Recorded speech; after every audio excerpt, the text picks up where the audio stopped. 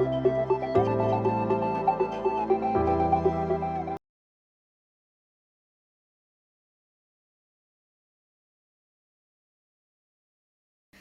very warm welcome to all of you for today's special presentation on Operation Cactus Rescue in the Maldives, organized by the Pune International Center in collaboration with Asim Foundation. Before we begin, a quick housekeeping announcement. We request you all to please put your mobile phones on silent mode. And at the time of registration, you all would have received question slips. Please feel free to write down your questions for our speakers, and those slips would be collected by our team members during the question and answer session. We are delighted to have you all with us this evening to revisit one of the most remarkable episodes in India's military history, Operation Cactus. This swift and decisive operation was carried out in 1988.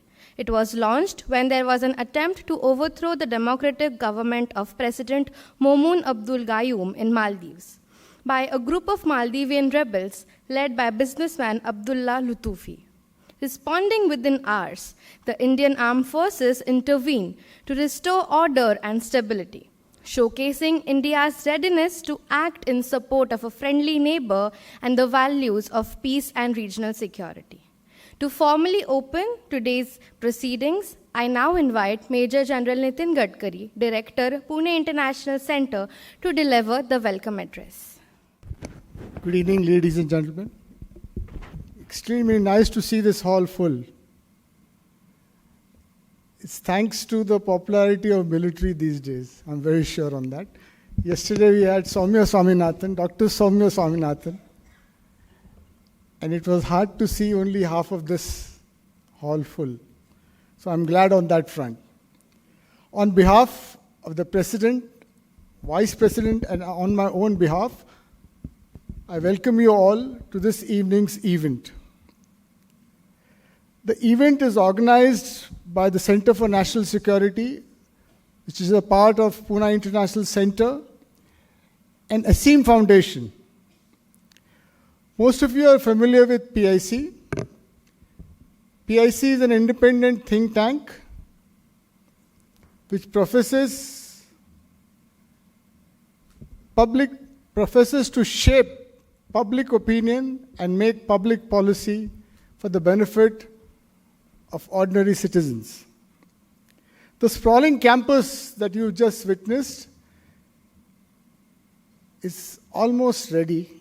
And we hope by December, everything would be functional here. It is thanks to the government of Maharashtra that we got this land on lease, and also thanks to like-minded people who donated to us the corpus through which we could create such a beautiful infrastructure.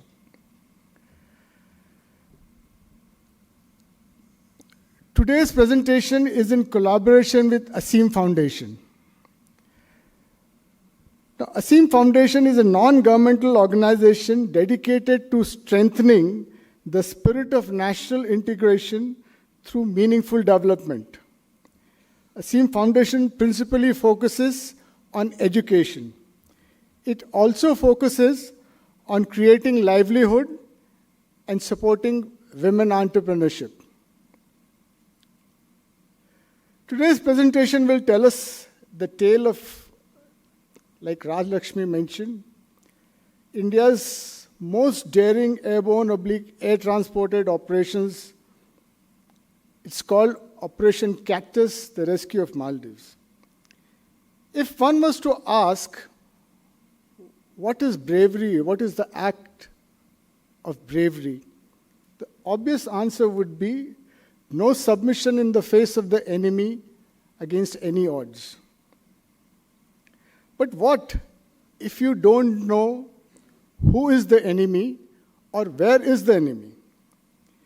Going blindfold into an unknown territory thousands of miles away with minimal knowledge of terrain, territory, and even lesser knowledge of where the enemy is, will remain to me as an ultimate act of valor, where every movement could spell disaster or death, and yet you press on the hope that the worst will never happen. Operation Cactus, conducted in November of 1988, is one such story. It's once a story of exceptional courage, professionalism, and inter-service cooperation. It's a story of a coup in Maldives. Once again, as the MC mentioned, the besieged president of Maldives appealed to Sri Lanka, Pakistan, United States, United Kingdom, and Singapore. All of them declined to come to their help, his help. Ultimately, at the behest of the British Prime Minister, he requested the then Prime Minister of India, Shri Rajiv Gandhi, who instantly accepted. The story started from there. And the presentation today will unfold all the nuances of the drama that was played out then. We are deeply honored to have with us today the two distinguished officers who played the pivotal role in this historic operation. We have with us Brigadier S.C. Joshi with the Seva Medal, Vishishta Seva Medal, who was then the commanding officer of 6th Para Battalion, leading the paratroopers who executed this daring intervention on ground in Male. We are also privileged to have Group Captain A.G. Bewoor, Vayu Medal Gallantry, who was then the commanding officer of 44th Squadron of the Indian Air Force, the very squadron that airlifted our troops across sea thousands of miles at an hour's notice, ensuring that India's political resolve was matched by military action. And finally, we have Lieutenant General Vinayak Patankar, PVSM, UYSM, VSM, who was then monitoring this very operation from the military operations room in New Delhi. Together, their experiences weave a complete picture of courage in combat, precision in execution, and clarity in command. It is a privilege to listen to first-hand account of our brave armed forces officers, and through them, the men. In the end, I would like to say, like a captain of a commercial aircraft who announces before the flight takes off, welcome, ladies and gentlemen, sit back, relax, and enjoy the experience. Thank you, and Jai Hind.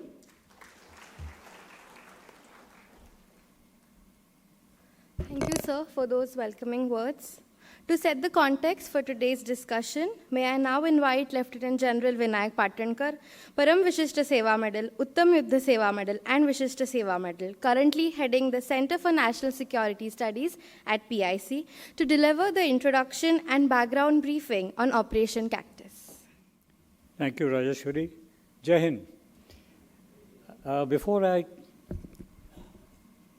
start on the topic of the day or the event of the day, let me also extend another warm welcome on my own behalf and on behalf of the Center for National Security Studies, which is a part of Pune International Center, and we are still very young. The center was set up only on the 26th January this year, and in the short period of about 10 months or so, we have conducted a number of events, and we hope to conduct many more. And I'm mentioning this because I want you all to know that there's more on offer after Cactus. Today is also a very special day. 1st of November 1948 was when the Battle of Zojila was won. And it was historic because but for capture of Zojila by a strong resolve on the part of the Indian Army, the entire history of this country could have been quite different, including annexation of Jammu and Kashmir. It's special, and I feel very proud to say that my regiment was part of that battle. I wear the tie with a lot of pride, and we have a battle honor. of Zojila. This is also a couple of firsts which I wish to mention here. It's also first, like I said, the few events that the Center for National Security Studies has conducted. There was a first in a talk on 4th of July. Then more recently we had another first. We conducted a very major seminar in collaboration with Headquarters Southern Command on strategic communications, which is actually the need of the hour. We have this as the first presentation by experts, and I dare say that there are going to be many more experts coming and making presentations on their own battle experiences. The other first, which again was mentioned in passing by the director, is that we have collaborated with Asim Foundation, who have done monumental work. If I start narrating what all they have done so far, it'll probably eat up half the time of this event. So I shan't do that. But it's very nice that we have joined up with them. Coming to the story. It's already been mentioned that when these terrorists captured a part of the Maldives island, the main island, Malé, there was absolute, in fact, there was the president was desperate. Obviously, he went first to the superpowers, US and UK and so on. Can you imagine? They even went to Singapore.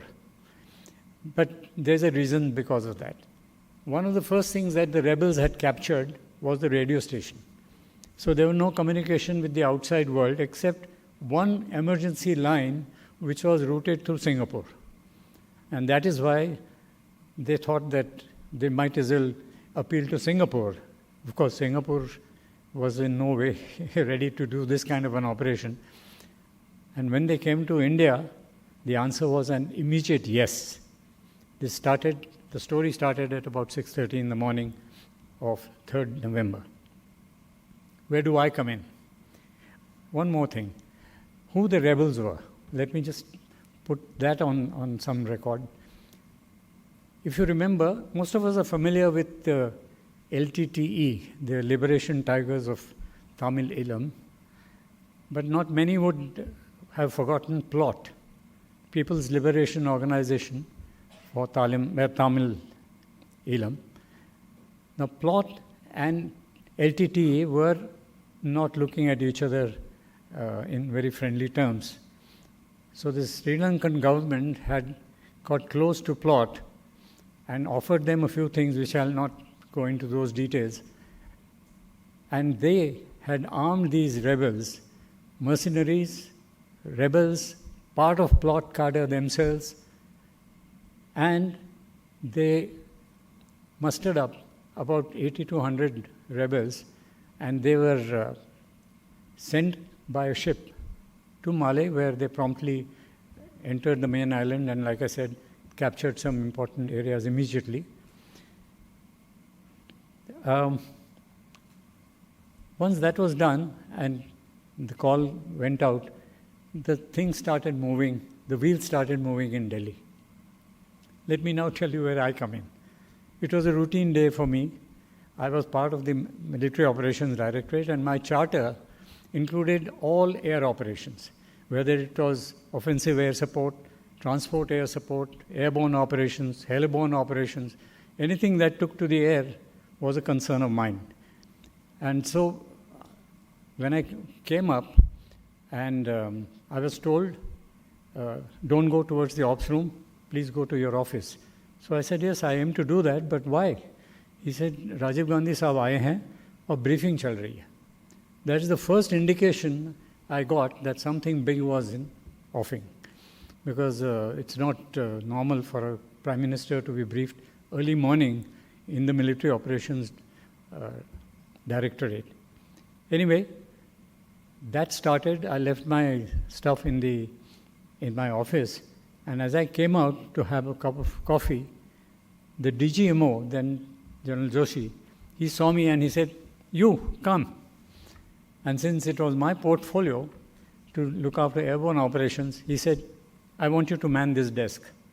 Ladies and gentlemen, I didn't move from that desk for the next 36 hours.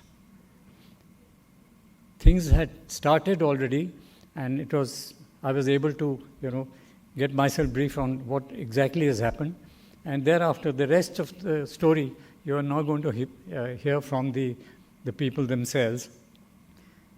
All I want to tell you, and I'll probably cover that a little bit towards the end, because I don't want to stand between you and the fascinating story of Operation Cactus. But there was, in a word, commotion. There was commotion in the Military Operations Directorate.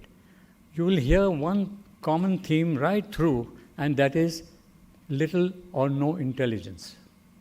Ladies and gentlemen, we didn't even have a map to plan the operations. Thank God most people knew where Maldives was. It is somewhere to the southwest of our country, further south of Lakshadweep Islands. That's all that people knew. And that's all for an operational plan. You'll agree that it was absolutely a mission impossible. Because of lack of knowledge, lack of data, lack of everything that you can think of. It was almost planning an operation blindfolded, not knowing anything. That is where actually the story turns from despair to valor, to imagination, to the bold planning, and to inter-service cooperation. That is where it took a turn for the better. But the confusion and commotion continued. I was fairly junior, manning that desk, but everybody from the Chief of Army Staff to the Defense Secretary to the Vice Chief of Army Staff, anybody was wanting to know what is happening, why aren't the paratroopers taking off? And all I could do is my loyalty to the para brigade. I served there 10 years. So I couldn't let the paratroopers down. So I said, no, it's going to happen, so on and so forth. Anyway, all that is part of the story. I'll tell you more about it a little later. And all I can say as the final word on this is that we learned a lot. We learned not only a lot from this operation, but for what happened thereafter, again, I'll probably talk about it later on, was the most invaluable thing that happened. And today, the Army is ready to go even at a moment's notice. That is what Operation Cactus did to our thinking, to our preparations, and so on and so forth. I'm sorry, Commodore Gokhale is not here. His part will be covered partly by Group Captain Bewoor, but he has had to undergo an emergency surgery, so there was no way he could have been here. So I apologize for his absence. That's all I have to say. I'll appear here again after the presentation is over. Thank you, sir, for that insightful overview. And now we move on to the highlight of today's program, the presentation on Operation Cactus by two distinguished officers who played pivotal roles in the success of this operation. Talking about our first speaker, Group Captain A.J. Bewoor, he was commissioned into the transport stream of Indian Air Force in October 1965. He has flown more than 5,000 hours on 11 types of aircraft and is a Category A flying instructor. Group Captain Bewoor served with the Iraqi Air Force for 2 years and was an Air Force examiner and later senior instructor Air Wing at DSSC. He was one of the 12 pilots selected for training of IL-76 in USSR. Group Captain Bewoor commanded 44 Squadron with IL-76 from September 1987 to October 1989. It was during his tenure as commanding officer that Operation Cactus was launched. He was intimately involved in the planning and execution of the operation and is most suited to give us a presentation on it. Group Captain Bewoor was also awarded with Vayu Sena Medal Gallantry in January 1990. Our second speaker, Brigadier S.C. Joshi, was commissioned on 24th April 1966 from OTS Madras into 9 Para SF, but following an injury was posted to 6 Para, the unit he commanded from July 1988 to June 1990. He was in command of 6 Para during Operation Cactus, which was its army spearhead. He later commanded 50 Independent Parachute Brigade in Agra. He was the UN Force Commander cum Chief Military Observer in Sierra Leone from April 1998 to December 1999. On return to India, he was also a member of the faculty in the Higher Command Wing of Army War College. He was again sent to Sierra Leone to secure successful release of some members of Indian Army who were held hostages by local rebels. Brigadier S.C. Joshi was also been awarded with Yuddha Seva Medal and Vishishta Seva Medal. Since retirement, he has been based in Gangtok, Sikkim. Their first-hand experience of such decorated officers will give us a rare glimpse into the planning, precision, and courage that defined this historic operation. Sir, please, the floor is yours. General Patankar, ladies and gentlemen, Joe and I, we are deeply honored that you have taken the trouble to come and listen to Operation Cactus. It is a rare privilege for us. Thank you very much. May we have your permission to start, sir? Operation Cactus was the code name given to the air assault carried out in the Maldives. The operation was conducted with great speed and success, but there were many errors. The units which took part in the operation were 44 Squadron with IL-76, 12 Squadron PTS 43 and 49 Squadrons AN-32, Alpha Flight 7 Squadron Mirage 2000, 3 Para, 6 Para, 7 Para, 17 Parafield Regiment of the 50 Independent Parachute Brigade. Late Brigadier Balsara was the commander. Brigadier then Colonel Joshi was CO 6 Para. I was in command of 44.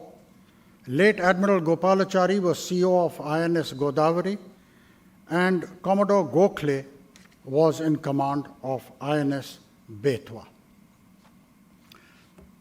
Long-range maritime patrol aircraft also took part, and the Marcos were activated, though they did not eventually take part in the operation. This presentation is not the official report, it is how we at the working level experienced the event. This talk is to tell the story and bring out the failings so we may not repeat them. We would state where the error lay in our opinion and we could be wrong. The presentation was prepared so that we must know what happened, learn lessons, and apply them. Let's see where Maldives is with reference to India. The archipelago is made up of hundreds of islands, 1192 to be precise. The northernmost point, the Aleph Atoll, is barely 30 nautical miles from Lakshadweep. The Kafu Atoll, where all the action took place, is in the center. At the southern tip is the island of Gan. Please remember its location, we shall refer to it later. A closer look at the Kafu Atoll. The island is made up of Malé at the southern tip. The airport island, Hulule, is northeast 2 kilometers. A small island of Kurumba is a resort and about 4 kilometers to the west. Sri Lanka is due east and Colombo is approximately 650 kilometers. Yes, sir. 3rd November 1988 was a Thursday. It was an ordinary day at Agra. It was getting cold. And the next day I was to take Joshi by Assam courier to Bagdogra. He was going on leave. It so happened I took him 180 degrees in the opposite direction and left him there for 1 year. I don't trust him. The squadron briefing was just over at about 7:30 when I was ordered to place 3 aircraft on a standby status of 3 hours, a very common thing for transport squadrons. The crew were dispatched, told to be back by 9:30.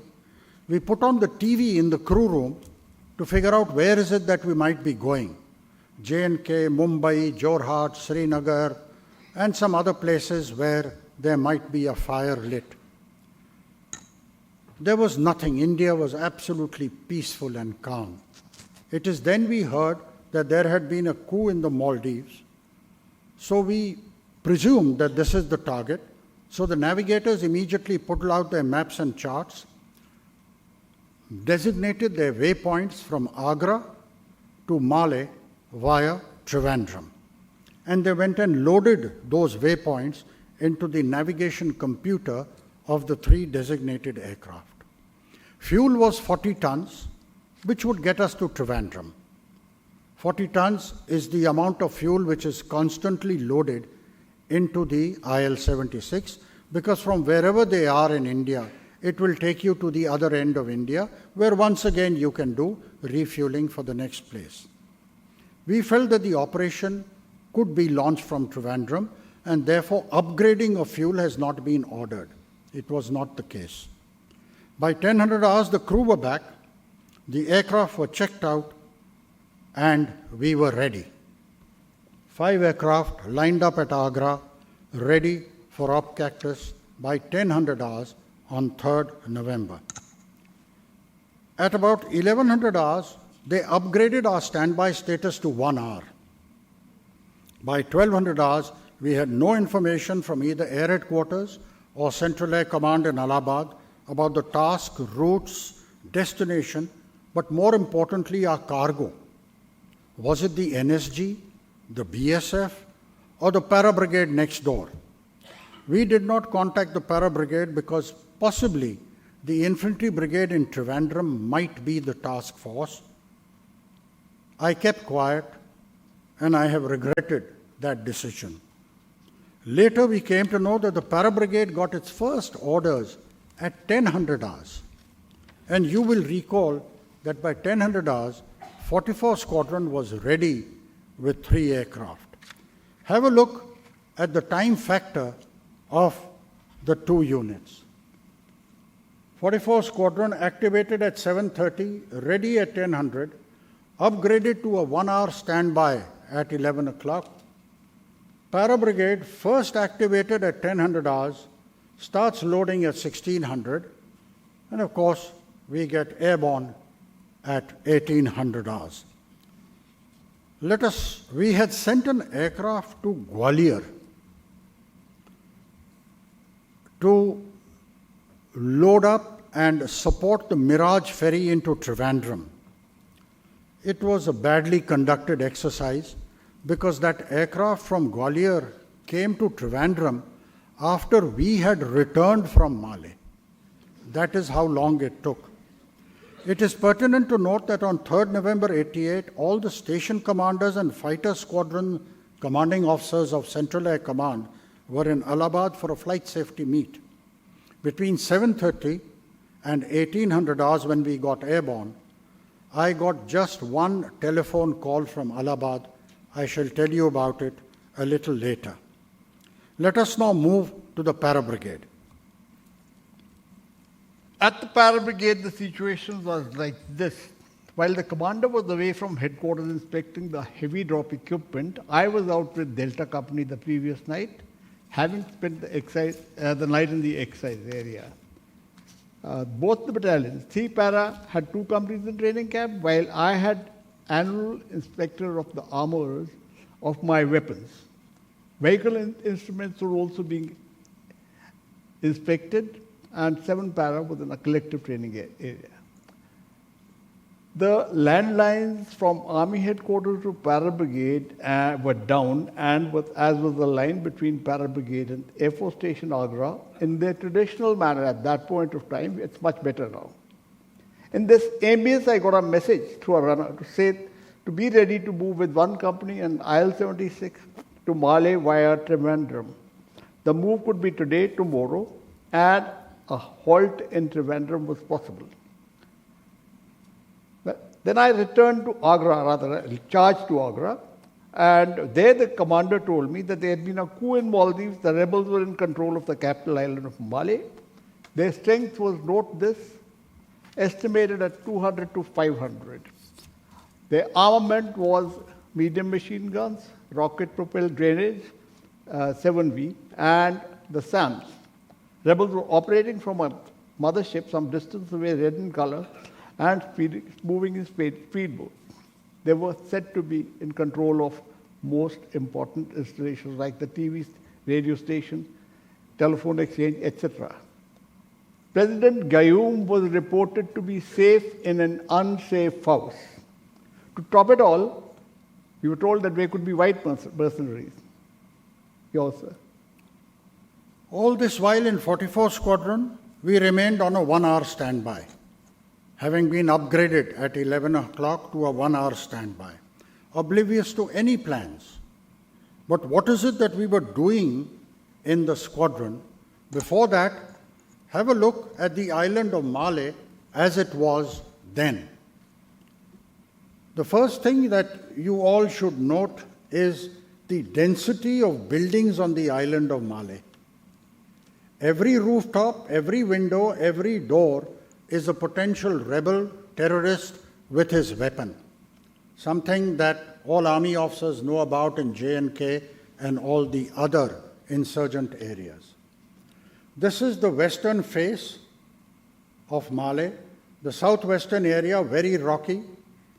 I'd like you to particularly look at this very small bit of sand and beach on the southeast corner of the island of Malé. I will refer to it a little later, and you will be amazed. This is the island of Hulule, which has the runway, about 2 kilometers away from the island of Malé. Do remember this, because we'll come back to what Malé is, and you'll also see a video film of that. Here is a satellite picture. This is the southeast corner, and that is the southwest corner. I'd like you to know that whatever pictures and photographs you see here have been collected by Joe and me in the 90s while making this presentation and preparing it. Not one photograph, not one diagram, not one sketch, not anything was available to us on 3rd November 88. Nothing. Nobody had procured anything for Agra. Okay. We then looked at our charts. One option, if it was Malé, was to fly direct from Agra to Malé along this route. It saved us not more than 7 minutes, but created a lot of problems for civil air traffic controllers. Besides, it would have given the game away as to why are aircraft flying like this and not following the normal route which everybody does. The other point was that if initially we were only going to Trivandrum, then there was no need to fly directly from Agra to Trivandrum and not follow the route as given by these arrows with the double arrow. And thirdly, if it was going to be Malé as the final target, our declared destination on paper with the air traffic control in Delhi would have to be some airport in India. We could not have filed a clearance from Agra to Malé because he would have asked us to land in Delhi for customs and immigration. So we would have had our declared destination would have to be from Agra to some place in India. Let's get back to Joshi at the Para Brigade. Having come back to the battalion, I finished briefing my company commanders in the lead, Major Dhillon and Major Umeed Singh. I was once again recalled to the brigade headquarters as there had been a change in plans. At 1215, it was decided to send 2 companies, one to be airdropped and the other to be air-landed. From an IL-76, we used a D5 parachute, one to be airdropped, and on 3rd November, there were only amazingly 70 serviceable parachutes of the variety available in Agra, while an IL-76 drops 126 paratroopers. A small squad called the Final Tie was in short supply despite the Agra-based ADRDE. tasked to ensure that the para brigade is fully immobile at all times for para roll. With a D5, nothing that can project above the shoulder or below the knee can be used. So 70 paratroopers were fitted out and their weapons changed to carbines. The D5 does not have a quick release assembly to jettison the parachute if one goes into the water. These chutes were therefore stored in the aircraft because the certainty of drop was most uncertain. The tasks for 6 para at this point of time are on the screen. Please take a look at them.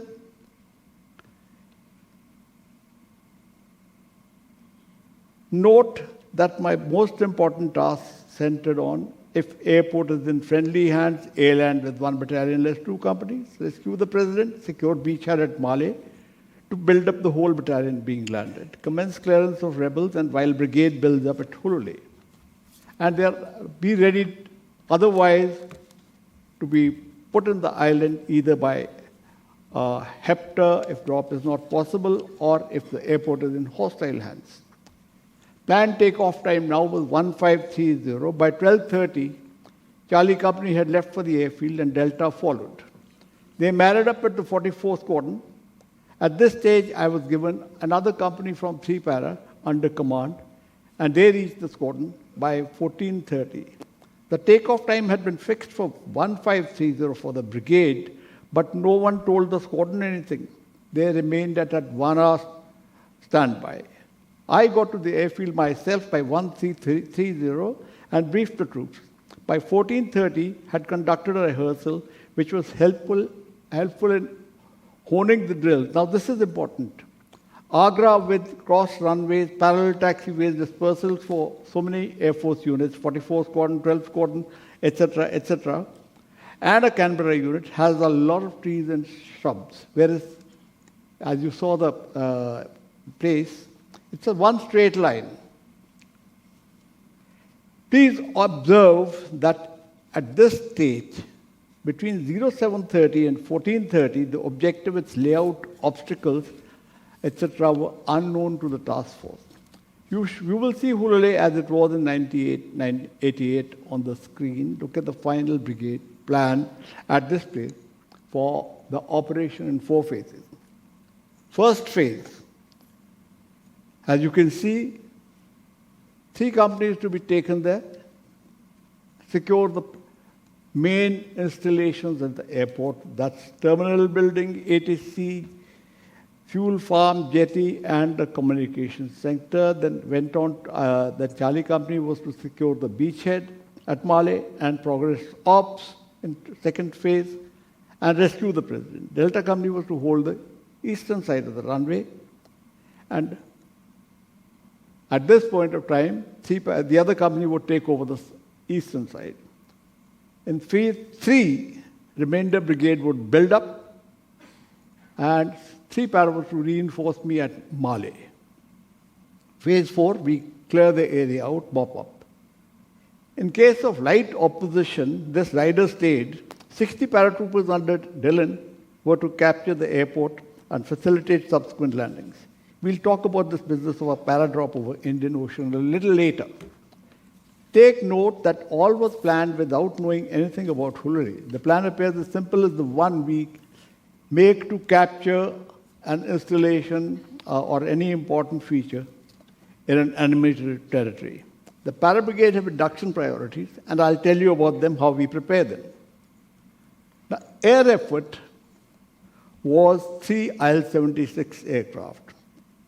In the first aircraft, we had planned to load 6 para, that's 2 companies with Alpha Company 3 para under command, to include a platoon of engineers in the first 2 IL-76s.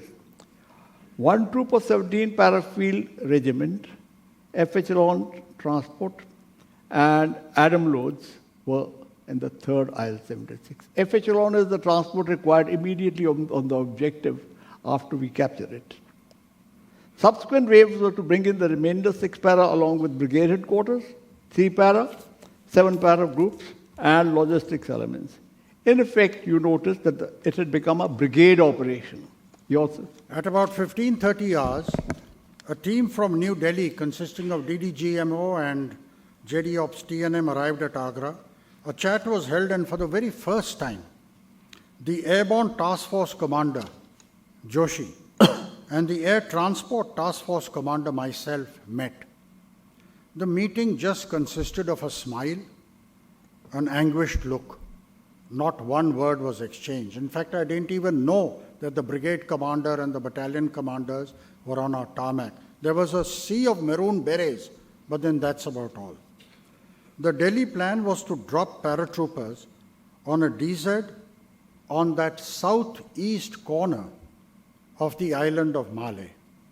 Later, when we came to know, and Joe was there for so many months, if 11 people sleep on that piece of beach, the 12th person cannot be accommodated. That is how small it was. But they had planned to drop, that was, they said, the primary DZ. Nobody had seen pictures, photographs, diagrams, sketches. So that was the primary DZ. But that is about all that we had heard. If that was not suitable, then they had also selected an alternate DZ. In paradrops, there's always a primary DZ and an alternate DZ. It is now time to see the island of Malé and see whether we could have done a paradrop somewhere there. This is a film taken by a video cam by pilots of the Chetak on board INS Godavari about 8th or 9th of November. We're very lucky that we were able to get it from them. Once again, you can make out the density of buildings and how the terrorists or the rebels had so much space, so many places to hide in. And the Indian Army paratroopers would be walking through these streets, not knowing which way to look, because they could be anywhere. We are now coming to the western face of the island. This is where the beachhead was established. And as the helicopter flies to the southwest, there it is. It goes underwater at high tide, as you saw in the satellite picture, but it's also rather rocky. But now have a look at the alternate DZ. Here it is, the football field on the island of Malé. Those of us who are senior in service know that in the olden days, when the armed forces used to play sports against each other, hockey, football, etc., a Dakota would fly over the National Stadium in Delhi. That was where everything was held. And 11 people would jump out of that aeroplane, ostensibly the Air Force hockey team. There were actually 11 parachute jumping instructors, ustads. They would land on the football field, disappear into the stadium, and the actual Air Force hockey team would come out to play against the army. We have arrived by 11 people. That's all that you can drop on a football field. An IL-76 drops 126 paratroopers in 21 seconds in 4 exits. This is how the staff work was not done the way it should have been done. It is a fact that the option of a paradrop had been rejected in Army headquarters. The Vice Chief of Army Staff had got hold of Brigadier Sapatnekar, the previous brigade commander, now in military operations, and put him into the ops room. And as he remembers and told me not once but many times, why did he tell me? Because he is my wife's brother. That there was Rajiv Gandhi, Army Chief, Vice Chief of Naval Staff, Vice Chief of Air Staff, DGMO, Raksha Mantri, and anybody who was anybody in the government of India was in the Army headquarters ops room. And he was shown a line diagram of a runway. And he was told to make an assessment that if a paradrop is done to drop people on that runway, what would happen? He says, I took many deep breaths and then said that 60% will go into the Indian Ocean. The paradrop was actually rejected approximately at 1400 hours or thereabout in Delhi. Besides, I was not going to put green on over the Hind Mahasagar and hope that these 60 or 70 paratroopers would drift exactly 2 kilometers from the west and land on the runway at Hulule. Because anyone, even a geography student, knows that close to the equator, Malé is 9 to 10 degrees north of the equator, there are strong westerly winds because of the spinning of the earth. The winds are calm for a very short while, known as the diurnal variation. So that is what I would have had to do. Yet the team from Delhi was talking about a paradrop at about 16:30 hours Indian Standard Time, 3rd November 1988. Brigadier Balsara, Joshi and I, we rejected the idea of doing a paradrop and said, is it possible to do a direct landing? They said yes, because the runway is reported to be in the hands of the government still. After the briefing, the Indian High Commissioner to Maldives, Mr. Banerjee, who had been brought from Delhi, came to me and said that this line diagram which has been pasted on your whiteboard in the briefing room doesn't belong to Hulule runway at all. It belongs to the runway at Gan, which is 400 kilometers to the south of Hulule. This is the line diagram which was brought to us. He said, just disregard it. Here is the tourist book of Malé. Please have a look at whatever photographs are there. There was a beautiful photograph of the runway, but you can't plan an airborne operation on a photograph on page 17 of a tourist book. 1 year before, we had gone into Lanka with tourist books and tourist maps. Kuch nahi seekha. 1 year later, we were still on tourist books rather than hard intelligence. Between 7:30 hours when we got activated till 1600 hours, this is presentation time 3rd November, zero intelligence had been collected for the para brigade and for 44 Squadron. The tanks had only 40 tons. Hulule was the target with a return to Trivandrum and Bangalore as the primary diversion. How we calculate fuel for such an operation is now shown on the screen. We work backwards. Hulule to Trivandrum, and we come down here. So takeoff at Hulule, I required 28 tons. Add to that the fuel from Agra to Hulule, 34 tons. I required 62 tons of fuel when I take off from Agra to do this operation. That means 22 tons per aircraft, 40 to 62. So that's 66 tons, 70,000 liters. Each tanker carries only 9,000 liters. Every tanker takes about 20 to 25 minutes to go outside, fill up, come back and refuel the aircraft. A delay of 4 to 5 hours was staring us in the face at about 4:30 in the evening. Also, ladies and gentlemen, look at the air effort which Air Headquarters had dedicated for Operation Cactus at 1700 hours. Of course, the IL-76s belong to Agra. These 10 AN-32s from 12 and PTS belong to Agra. But these 10 AN-32s had been pulled out from Jorhat, 43 and 49 Squadron. They also required refueling. 28 serviceable aircraft committed for Operation Cactus in less than 12 hours from the first phone call which had come from Malé to India. So the point is that if at 14:30 hours in Delhi a paradrop was not considered a feasibility, we in the squadron could have told to start operating fuel.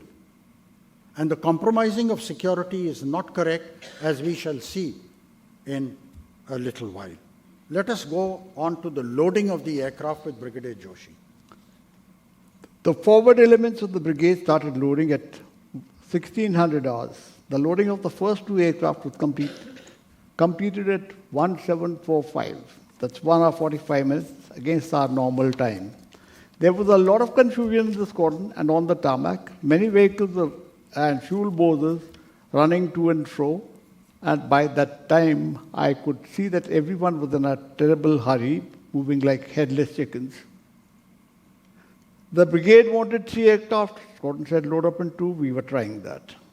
At this stage, our then engineering officer, group captain, later late Air Marshal Guru Rani, he came to the squadron and asked me, how much fuel do you want? And I said, sir, not 1 kilogram less than 62 tons. Ladies and gentlemen, I don't know where Guru Rani went. He disappeared. But at 1745 hours, 3 IL-76s were loaded with 62 tons of fuel. That is what he managed to do. Amazing. The first of the many miracles to happen that day. Joe. This was the first of the miracles that we saw that evening. And I had prayed very seriously, including to Lord Hanuman, who came in our direct support. The representatives from Army headquarters and Air headquarters were getting very impatient, and it was apparent that they were trying to blame somebody else. If the Para Brigade in 44 Squadron had been told jauntily about the whole rigmarole role by 1100 hours, even if it was 1100 hours, they would have got together. Our staff officers would have put the proper load tables against, we would have done the loading in much faster. We were very short of time. Tempers were running high. Practice drills were ignored. Consider that Brigadier Bulsara and I had no opportunity to talk to Groupie Bewoor. We discussed these plans, I talked to Groupie Bewoor somewhere between Bhopal and Hyderabad at 25,000 feet. The lack of fuel on wheels is pertinent to be mentioned again, and there are many of you who are engineers and understand this. The IL-76s were in Agra since March 85. Now, 3.5 years later, the strength was 12 aircraft. Tremendous airlift capability. The strategic airlift was in Agra, but the strategic refueling was absent. We had 3 20,000-liter Bowsers, tankers in Agra. Not one was serviceable. Observe then how the aircraft were loaded. Joe? First aircraft, Kilo 2878, the aircraft carried 12 parachute jump instructors. And the parachutes, because if a landing was not possible, then we were to return to Trivandrum, modify the aircraft, and try for a paradrop. The second aircraft, Kilo 2999, rations and ammunition were a little less in this aircraft. Indeed, they are important, but where do we load them? 2878 was the first ever aircraft of the Indian Air Force, which was to be launched carrying the vanguard of the force that was going to be landed. We had never done this before, and a night landing made it all the more difficult. Imagine all the rigmarole that I told you about, all the people that I told you about, along with rations and ammunition, were in the vanguard. I don't know whether the sugar bags were going to fight the enemy. The change from 3 to aircraft had caused enough confusion, and that is what did it all. The operation was conceived, planned, modified, and attempted to be executed by the higher headquarters. During the nearly 4-hour flight, first thing I did was I briefed my troops in detail based on the book that was given by Mr. Banerjee. Mr. Gayoom's picture was there, and it was shown from the man-to-man of every member of the presidential rescue team. I went off to be with Group Captain M.K. Singh so that I could get a bird's eye view. But to land, we needed some signal or a code word. Now come to the security and air traffic control, followed by the actual landing with the groupie. Okay, in 1988, ladies and gentlemen, those of you who will recall, there was only Doordarshan and Akashvani. Many people will not want that situation to be brought out again. So many persons in Agra must have heard about the coup, and add to that the long line of troops in full FSMO, jeeps with RCL, heading towards the airfield. Surely no one doubted our intentions. But there is another aspect of security which is amazing. At about 1700 hours, I got that single telephone call from Allahabad. The person who rang me up gave me the code word, which the air traffic control at Hulule would transmit and confirm to me that the runway is safe to land. Now, this was an open line, and the code word was Hadiya. So I asked him, I said, boss, why don't you send it to me through the ops room? Why are you sending it to me through the code open line? His answer was, Bhaiya, mere ko bata diya to pass it on to you. I am also aware that our TV and radio had repeatedly announced that India will help Maldives at 1830 hours Indian Standard Time, 1300 hours GMT. BBC Radio made their standard bulletin, and the first sentence of that bulletin was, the Indian troops are on their way. And here we thought we were conducting a top secret operation. Ladies and gentlemen, Hari Gokhale is not here, but I will do the best I can to talk about the naval operations. Please, those from the Navy, please accept my inability to do justice.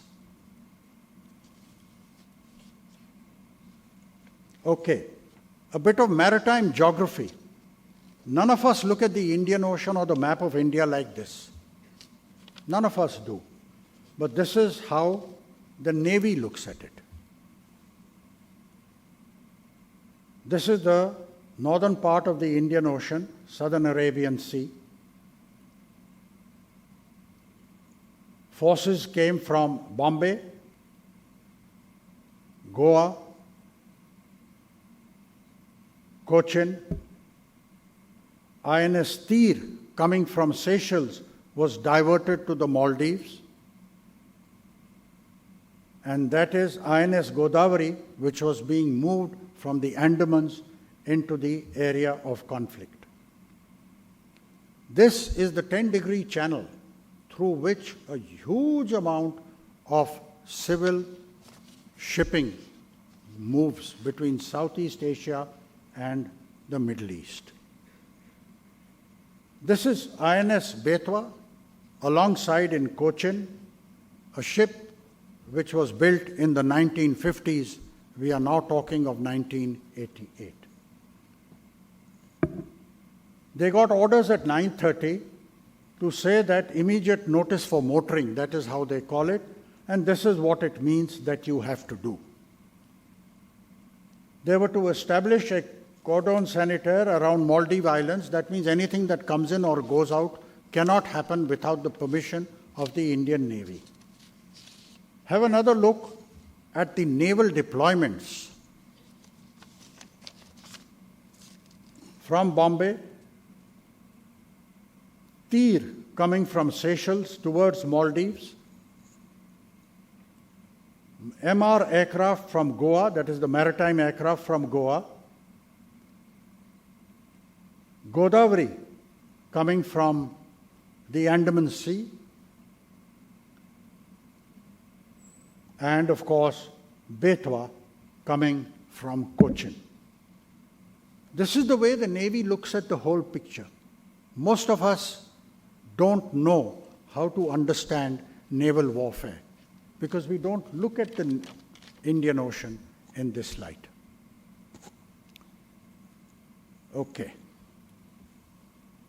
Having given you all this, we will now move on to air traffic control and how we went about it.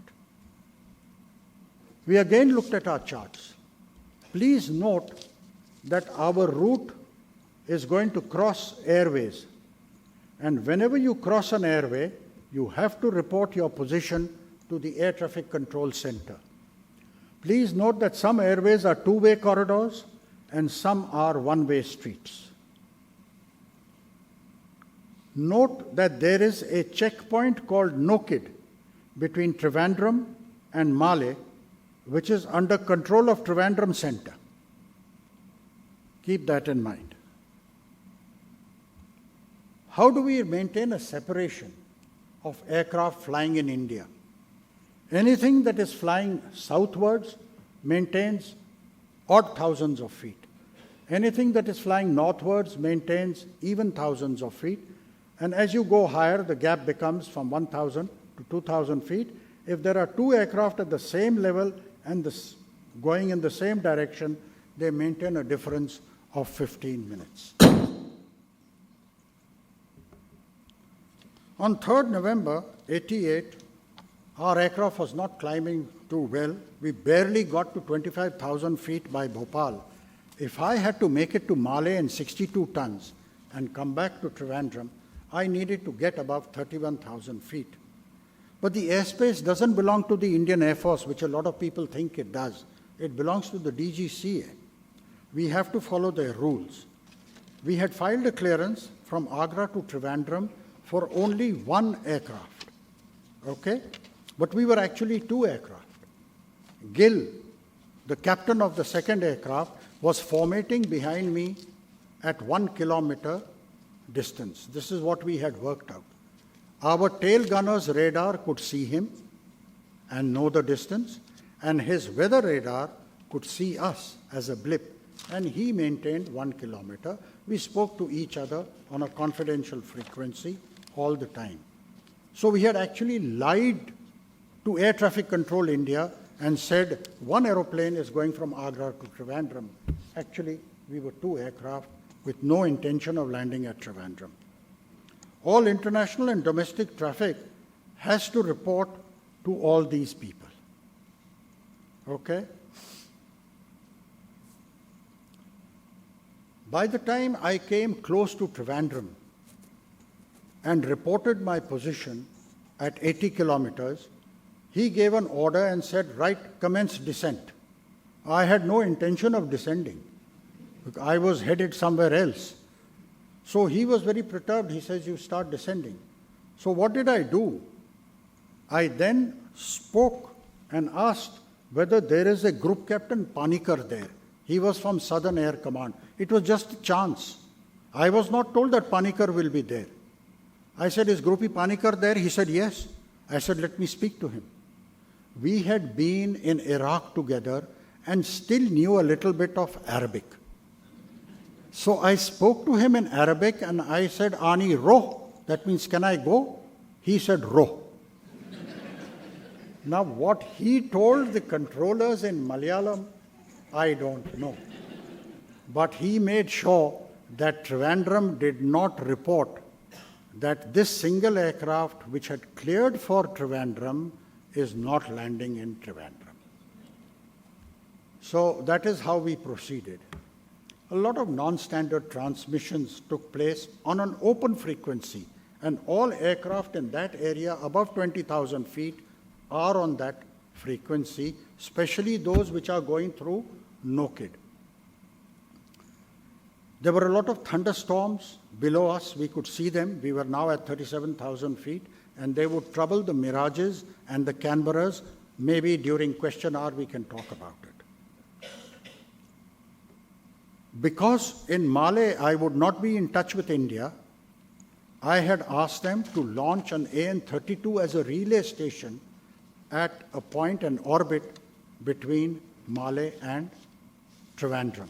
Once again, a lot of non-standard transmissions. Nokid is that checkpoint which I would have to transit both ways, going and coming. But Trivandrum was so annoyed that I had cleared for Trivandrum, spoken in Arabic, and not landed. He gave me no traffic information about what is transiting through Nokid. Now, all this could have been avoided if they had got hold of a chap called Joint Director Air Traffic Control, in Delhi. But they did not delegate this work. Our presentation is really a presentation to staff officers, because it is staff work that really wins wars and battles. But they did not do anything about it. And guess what? We did this again in July 1989. I'll tell you about it very briefly. Now the arrival at Hulule. At about 21-25 hours, we contacted Hulule. We had got no call signs, no signals instructions. Nobody had told us anything. They just told us, go to Male, a foreign country. You need orders, instructions in writing. Kaun dega, kaun puchega. So there we were. We gave ourselves a call sign called Friendly One. So at 21:25, when we were at the correct distance from there, I pressed the button and I said, this is Friendly One. He said, go ahead. I said, do you have a message for me? And he said, Hadiya, Hadiya, Hadiya. The code word was correctly transmitted. I do not know if it was on joy and relief, or like you have these Clint Eastwood pictures. There was a guy with a revolver at his head and said, speak punk, otherwise you're gone. But he had given us the correct word. We were committed to land. He put on the runway lights for about 5 to 7 seconds when we were about 12 to 13 kilometers from touchdown. Our computer can tell you how far you are from the landing point. And he switched them off. I did whatever alignment I could at that time, and we continued descending against a black, inky background. 3rd November 88, Diwali was 9th November. Moonrise was at 1:30 at night. Last quarter, no use at all to man or beast. But we continued descending. I hadn't flown 3,000 kilometers to abandon this operation. Somewhere at about 200 meters, I was talking to Devnath, the other pilot. We agreed that you cannot land on a runway which you can't see. So I put on the landing lights of the aircraft, pressed the button and said, lights. They came on. I adjusted whatever I could in those 200 meters and cut my engines and touched down. But that guy, the moment he saw my wheels touching the concrete and the smoke coming out, he switched off the runway lights. Most unexpected. I did not think he would do that to me. And there I was screaming down the runway with only my headlights. And those lights which go past you and tell you that you're in the center had been switched off. We sat on brakes, and when the aeroplane stopped, I could see that there were only 3 blocks ahead of me at the end of the runway. Kilo 2999 with Gill was orbiting at 2,000 feet, waiting for further instructions from me to land.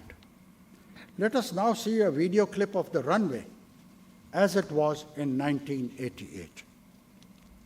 You're looking at it from the eastern side. That's how it was. The blue color here clearly indicates how shallow the water is, full of coral. That is where I parked. Gill parked behind me. We are now going to see the direction in which we landed. The runway alignment is 1836 north-south. The one at Ghan is east-west, 2709. This is what it was. Admiral Pasricha, who's here, they like this length of runway. I like it to be longer than this. This is it. Very well taken photograph by the pilots from INS Godavari. But the film becomes bad. After all, it was a tape. And that's all that there is to see. Okay? We now come to the offloading and what it revealed with Brigadier Joshi. After parking, the groupie waited for the troops to disembark, and with no enemy action heard or reported, he cleared his second aircraft to come in and land. Imagine the second aircraft captain, Wing Commander, Gill's horror when he saw my troops crossing the runway on his landing run. After parking with great anxiety, he walked up to the groupie and told him that he may have killed some of my paratroopers. Fortunately, it did not happen. Which again proves the agility of paratroopers in all circumstances. Remember my prayer, sir? So there we are. After about 15 minutes, the gunner reported that offloading would take place and take another 30 minutes. Why? On query, he told the groupie there was no one to offload. Ladies and gentlemen, it was my express orders because my first priority was to secure the runway, the whole airfield. And naturally, the troops followed my orders. So led by the groupie, 12 PGIs and the aircrew, they started offloading the rations and ammunition. It was a difficult task for them to get the stuff out of aircraft because the belted ammunition, the long belts were stretching over the aircraft. And it was equally difficult for my troops to recover where the ammunition and my other equipment was. There's also another factor. I issued my troops the grenades and the ammunition on the aircraft, much against the regulations. When I told Groupie Bewoor this in a staff college where we wrote this presentation, he nearly fainted. He said, "Did you arm the grenades in the aircraft?" I said, "Yes, sir." Really? That was the reaction, and there's even more. As I said, the grenades were issued. It was risky indeed, but I had to do it because there was little time to lose. This is not rapid deployment. Yours, sir? Yeah. We will now come to the progress of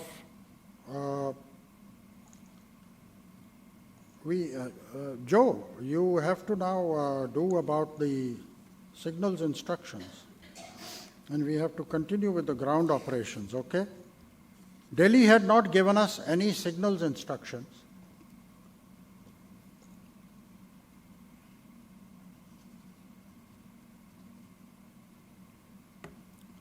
So we had selected the Ladakh sector frequency, and that is how we went across and kept in touch with the people in Agra. And we kept them informed as to what was happening to us. So we will now come to the progress of ground operations. Joe?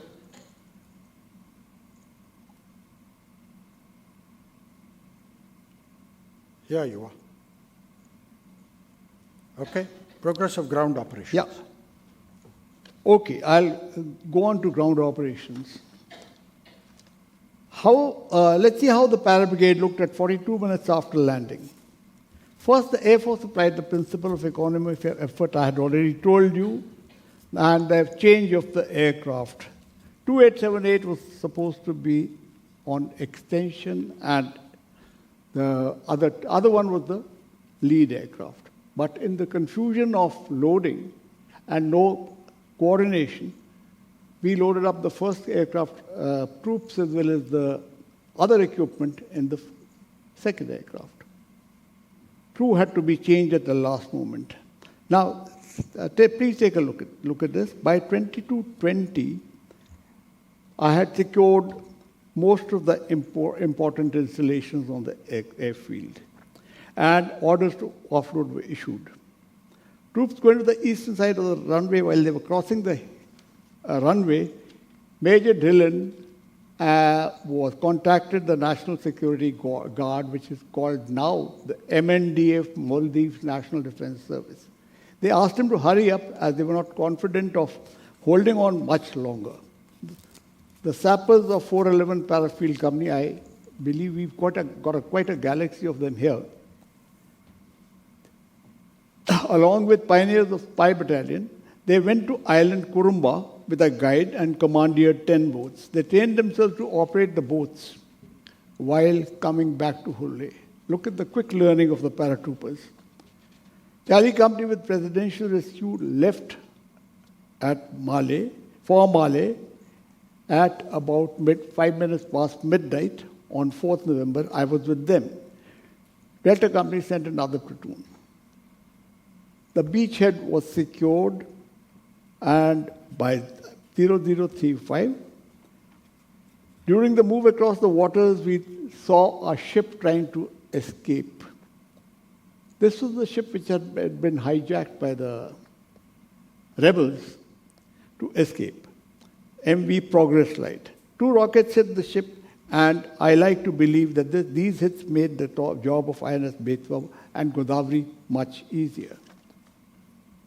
Soon, by 1 in the morning, we had got hold of the Deputy Defense Minister who was injured. At 0215, on 4th November, President Gayoom was secured, contact, and moved to the National Security Service headquarters. He was there at 0245. I asked the brigade commander and high commissioner to come over and meet the president. At about 4:30, President Gayoom spoke with Prime Minister Rajiv Gandhi. Rest of the brigade started arriving by 0400 hours, and 44th Squadron flew a total of 5 sorties to Male that night. The first 2 got to Trivandrum and met the officer awaiting there. It was conveyed to the Delhi that further build-up was not necessary. About 30 rebels with lots of arms and ammunition and explosives were captured during the house-to-house search. Another 68 came off the Progress Light. On 11th August 88, exactly a week later, President Gayoom was sworn in as the president on the very ground that was to have been the primary DZ. We now go back to Betwa and Godavari for high seas drama with the groupie. Right. I will have to rush through this because I cannot explain, but whatever I can, I will. During the night, Betwa continued southwards towards Male. They did not know that the Air Force and the Army had already defeated the coup, but they were told to intercept this ship. Betwa learnt of these events 12 hours afterwards. Okay.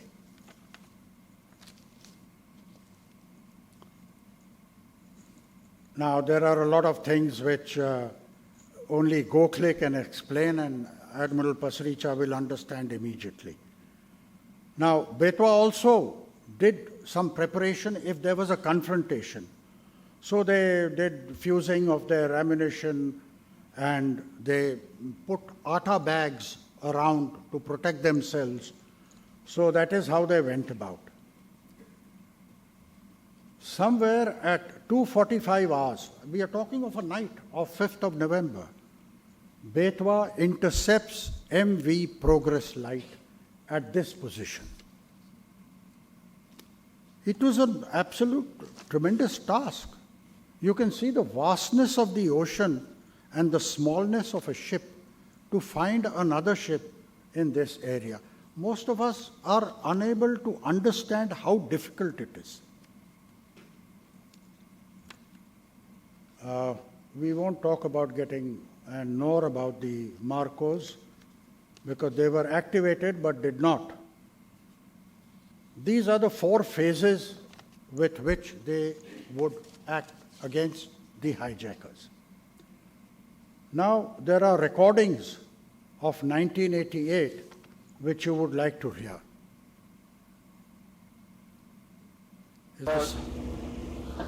Please identify the memo. Please keep minimum 10 miles off from this vessel, and please do not follow us. Over and out. Please keep away from the ship, minimum 10 miles, and also please don't follow us. Over and out. Indian Navy ship, calling progress line, over. We advise you to keep your warship 10 miles away from. He is asking the Indian Navy ship to keep 10 miles away. And they're all in that 10-degree channel. So that is what the hostage ship is asking. Bewoor kept quiet. And they continued, and some time later the hijackers asked... Attention, Captain. Indian warship calling progress line. These are voices from November We know that you 1988. have been informing international November 1988. press that you are negotiating with us. But so far nothing. You are just keeping quiet. Even the Maldives, they are keeping quiet. When we call... Okay. The problem of limited sea resources, the vastness of the ocean against the smallness of the Indian Navy became very obvious, as Gokhale likes to put it. Then Godavari arrives into the Arabian Sea. She joined Bewoor, and dissimilar ships, or he likes to say that Godavari was a modern ship and his Bewoor was a 30-year-old ship. He also gives examples of how you need a role model to do this job. Tempers rose high, and then the negotiations become heated. Good friends calling you. Have you got anything for me? Hijackers are speaking to you. We are now in Sri Lankan territorial. They want to go Sri Lanka, and we can't speak to Sri Lankan government. Okay, over. You cannot go anywhere. You will go where I am telling you to go. You will go to any one of the Indian ports for negotiations, or you turn back and I will take you to Maldives for negotiations. Okay, so Admiral Goparachari is saying, you can't go to Lanka, you will go where I tell you to go, either to an Indian port or back to Malé, and I'll escort you back, wherever it is that you want to go. Then the hijackers began to threaten killing hostages. This is Maldives Minister of Transport speaking. You know, they have, please don't come close now. They are going to kill one hostage. Please don't come close. They are going to kill one hostage. Please don't come close. They are going to shoot one hostage. Please don't come. So this is what happened at that time, and you can imagine what the Indian Navy ships can do. They are going to kill the hostages. This is what they say. It is a very difficult thing. Just imagine yourself out there. What will you do as the captain of the ship? Okay. So during the night, Bewoor continued. Negotiation phase failed. And then they got this, I will go through because the Marcos never did anything. Now, the Godavari fires her guns, Bewoor fires her guns, a few more rounds, and Elise came and dropped some bombs, and the helicopter dropped a depth charge. At 7:15 hours on 6th November, the Indian Navy got the crispest of rules of engagement, which said, stop progress light from reaching Colombo. This was the hukum they were waiting for. This is what they wanted from India. It took from 3rd November to 6th November for this order to come. Now here are the bullets of Godavari when it is firing on progress light. That is progress light.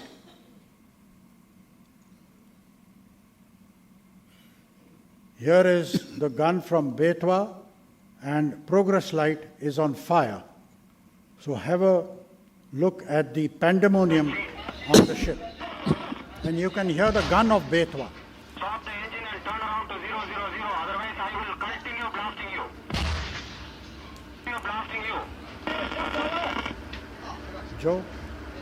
Joe. Right. Page 65. 6 Paras stayed on the island for the whole year. On 3rd November 1989, the same aircraft... One moment. This is the capture of that Lutfi, and these are the rebels which were taken by Bewoor. All very well-trained fighters.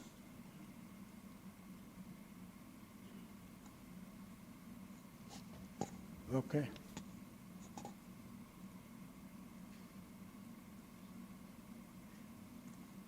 And finally, Bewoor leaves about the 13th of November from Mali. We now come back to the aftermath. 6 para stayed on the islands for 1 whole year. On 3rd November 1989, exactly after 1 year, the same aircraft, Kilo 2878, went to Hulele, rather came to Hulele for me to start the reinduction. Before we move on to the reasons of success, let's take a look at some of the captured weapons. Perhaps most of you are familiar with this. Right now you can see the rifles up there, AK-7s, and then you see the magazines up right on top. The officer is the future chief of the army of the rebels. There is the rocket launcher. And then you see the various variety of weapons and variants of the AK group. And there's some grenades up there. Okay, That's it, Joe. sir? Yeah. Reasons for success. 6 para stayed on the islands for 1 whole year, as I said, and you've taken a look at the weapons. And let's get to the reasons for success. They are here on the slide. If you have any question on any of these, please let me know. Important point to note here was initiative that my junior leaders took, right from the young officers to the JCOs and the NCOs. They were all on their toes. They observed situations where they needed, they got my approval. Where they didn't need it, they were denied it, of course. Where they think they didn't have time to reach out to me and take action, they did. That was this thing. All my officers and junior leaders, they led from the front. I go on to the lessons that we learned. I told you already about the centralized control and this decentralization of execution. Important point here is that the users or the operators must be allowed full freedom of action and full in the full inter-unit liaison, and we all must be familiar at the operating level with each other's limitations and strong points. Time for interaction at the junior level must be given. We had no time. As Groupie told you, what our interaction was before we got into the aircraft. And in the aircraft, the Groupie was busy flying the aircraft, and I was busy briefing my troops, and everyone else was doing what they were supposed to do. But ultimately, I am glad that we succeeded. We talked about the compatibility of equipment. I assure you, we in the Para Brigade now have adequate compatible equipment. And the rifles with other parachutes are available, which can jump from IL-76 as well as the latest aircraft that we have got from America. Events overtook both the brigade and 44th Squadron. Only joint action was rejecting the DZ. All else had to be done on board the aircraft, as I said earlier. Intelligence, gentlemen, as General Patankar also had pointed out, and we also know was conspicuous by the lack of it. I hope things are better now. Yours, sir. We'll just very quickly go through the reasons for success as seen by the Navy. This is very important. Trained military men always perform when motivated. Junior officers need role models in their formative years, proper weapon culture, guns with enough punch are essential for low-tech conflicts, He talks about the boats. I cannot explain the problem of the boats. And there were major AIO limitations, which only Gokhale. Reasons for success. Rules of engagement during a no-war situation is a very difficult thing to give. That's why it took so long for them to give that order. Clear command and control at sea is always a problem. India projected her naval power without an apology. That is an important thing, and we are still doing it. It probably started here, and we are still doing it, and the Indian Navy now has to be spoken to and asked before doing anything in the Indian Ocean. They could have ended differently, as Gokhale says, for many reasons, had the hijackers reached Sri Lanka. So there are many problems of the Navy which he has made it a point to answer. This is a runway which was made by India in the 70s and unknown to India in the 80s. And at night, when there are no lights and you want to land on this runway, this is what it looks like. Nice view, though. We now come to some of the recommendations made by 44 Squadron. Not all of them would be relevant for your information. But there it is. Things have changed a lot. They have changed a lot. And naturally, they are not in this condition at the moment. Joe, page 74. We knew nothing. We knew nothing about Maldives in 1988, when we undertook the operation. The disastrous and tragic events in 1987 in Sri Lanka, due to lack of information and intelligence, had, with the IPKF, seemed to have had no impact on us. A year later, in 1988, we were as we order, Jaise The. The massacre of 13 Sikh-alai at Jaffna University seemed to have shocked no one in Delhi and impacted no hearts. Yours again, sir. Ladies and gentlemen, in conclusion, 44 Squadron Para Brigade Betwa and Godavari conducted India's first strategic intervention operation with dazzling success. Some people have referred to it as the first surgical strike 500 kilometers into the Indian Ocean. Understanding and quick response at the execution level, good training, and a huge amount of good luck. Lack of bloodshed and casualties to own forces usually gives an impression कि क्या बात है, क्या बताना है, कोई मरा नहीं. But remember that such operations are either stunning successes at Entebbe or dismal failures, the American fiasco in the Iranian desert. And remember that at Entebbe they had 1 week to prepare for that rescue with lots of intelligence, because the Palestinians had released all the non-Jewish people and they had briefed the Israelis as to what they are doing. We had a very inefficient enemy. His staff work was bad, even worse than ours, and that is why we were able to do it. Even a recce by a naval IL-38 over Male at about 1300 hours did not trigger them to come to the runway.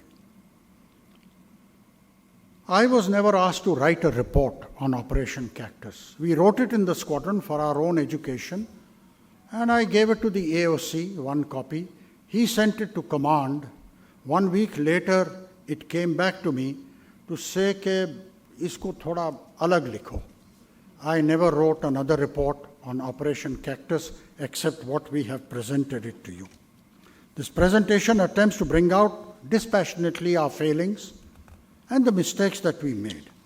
Our first attempt at strategic intervention was a complete success. We got it right, but so much of it could have gone wrong, and so much of it did actually go wrong. Consider, had Progress Light not been found by Betwa, she was helped by US helicopters from Diego Garcia to find MV Progress Light. Suppose she had managed to enter Sri Lankan waters. Suppose the refueling had been delayed by another 3 to 4 hours. President Gayoom could have been captured or the airport could have been taken. Any of these had happened, Operation Cactus would have failed. Thank you very much for your patience, and if there are questions and comments, we'll be very happy to take them. Captain Bewoor and Brigadier Joshi for that fascinating and inspiring presentation. I would also request Lieutenant General Patankar to please be on stage for the question and answer session. Our team will be collecting the question slips from the audience and will take up as many questions as time permits. Good evening, ladies and gentlemen. Till you form up your ideas, and please write down. The format of questions is through the chits. So by the time you write down and circulate, I'll ask a question or two to the panel so that we can fast track the time. So my first question comes to General Patankar, and that is because with all the kudos and brickbats coming the Indian Army Armed Forces way, you sitting in the Army headquarters, do you have a comment on that?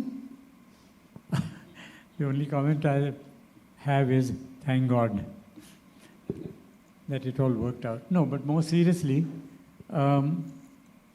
it was a classic case of, there's a very famous book called Defeat into Victory. It's about the Burma campaign. I can almost say it was a similar story where we are looking at a situation where we were taking a leap into, it was a leap of faith, frankly. We were jumping into the dark, not knowing where the terra firma is, what is going to happen once we reach terra firma. But the point is that somehow the culture of inter-service cooperation somehow comes out at whenever there is a crisis. In peacetime, it doesn't happen that easily. But when there's a crisis, the three services come together as one.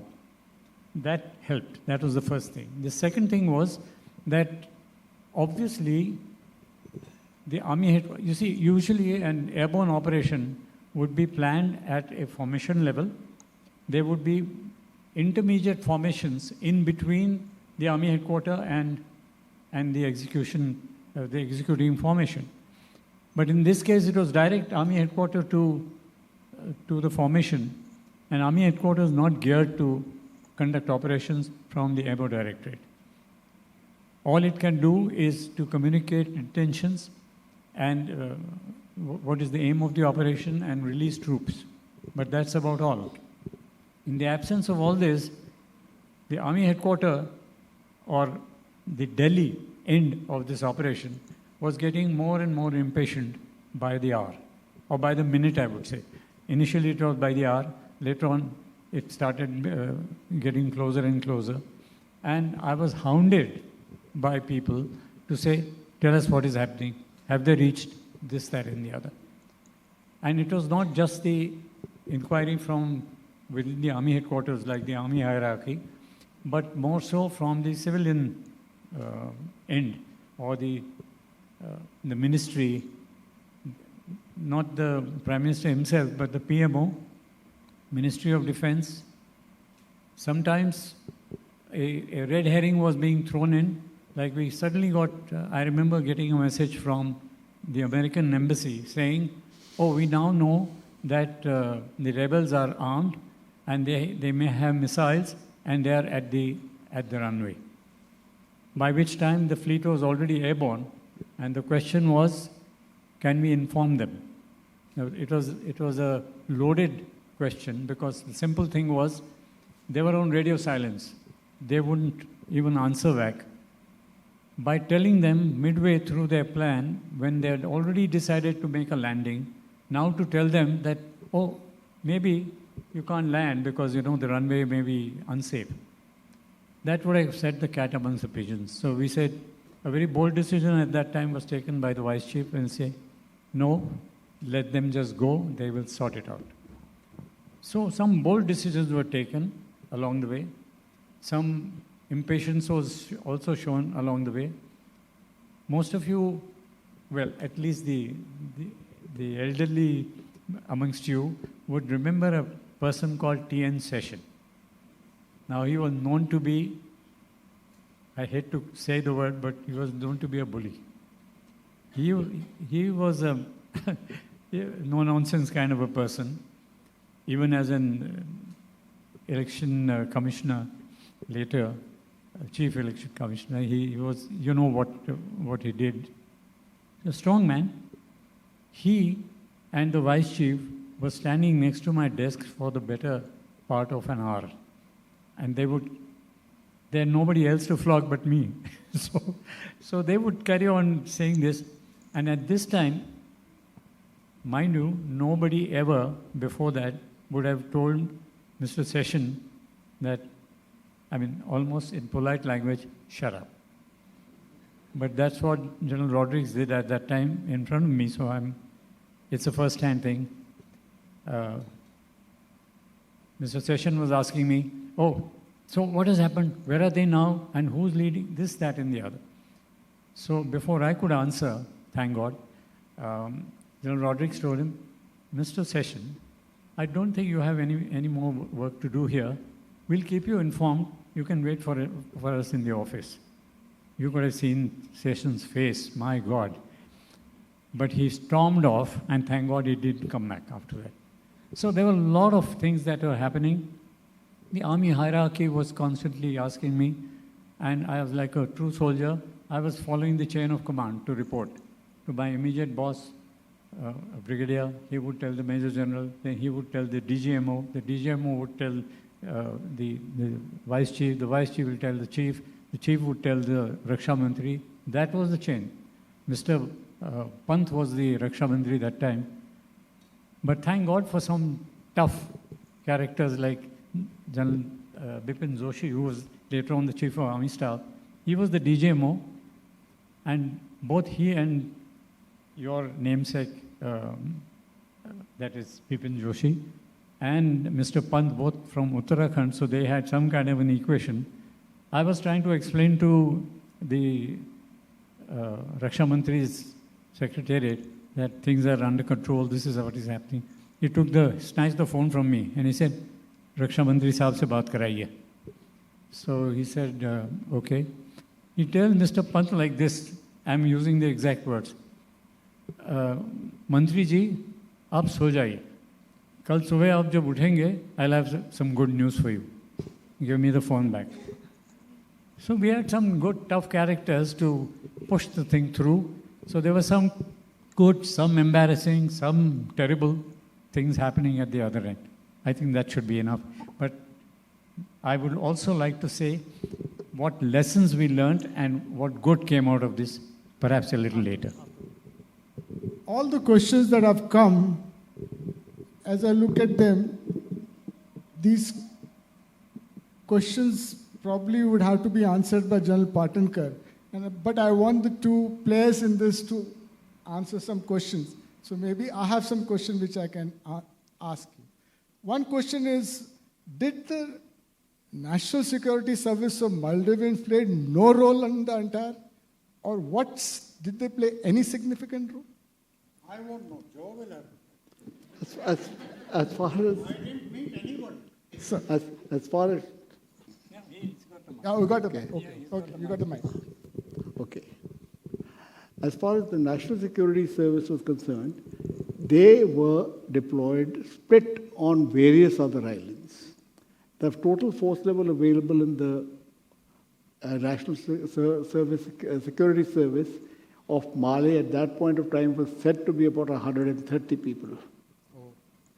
And that included the Presidential Guard, the people at the headquarters, and so on and so forth. Plus, I believe that particular day, there were some 40, 50 extra because it happened to be some holiday. And the rebels chose their time well, but they messed it up by their inefficiency. That's it. Okay. So my next question is coming to you. So as I heard you, the entire operation was actually based on that code word Hadiya. Everybody was waiting for it. And that was the plan A. and the plan B was paradropping of 60 paratroopers. Till what time would you have waited for plan A to have come through or transited to plan B? Was there a plan in that? How would you have done paradropping of 60 people at night on a blind airfield? What was the thought on that? No. See, this plan A, plan B is aaj ki baat, this is today's talk. I would have never done a paradrop over Malé. By night, to out of question. See, when you do a paradrop, there has to be a dropping zone. It has to be defined with dimensions. It has to have coordinates. And you must know that it is 2 kilometers long, 1 kilometer wide, or some dimension. There is no place. Who will tell me where is this dropping zone? I can't just go anywhere and put the green on. What face will I show to their families when I go back to Agra? They're all there, wives, children. And what face will I show to my squadron that I drop paratroopers into the Indian Ocean? Ye kaisa CO hai? Apart from that, what will I tell my wife? Have any of you ever made a presentation to your wife? No. I have just made a presentation. Shall I add something to this? I would have never done a paradrop, never, by day or night. Never. So landing was the only option. Landing was the only, and later on, facts have proved that you could not have done a paradrop there. I have only one observation to make, sir. If he had given the green on, at least you wouldn't have seen me here, sir.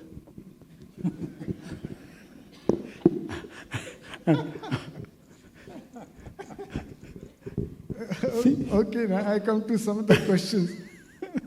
Everything boils down to General Patankar, and people are asking, Kiran Rajendra Kamble is asking, is there any other country in the world who has sent its 3 forces in neighboring countries' crisis? One. And second, why did India agree even when US and UK refused to do this operation? I don't think we knew they had refused. I'll take that. Now that is I would be very presumptuous if I answered on behalf of the government of India why we agreed.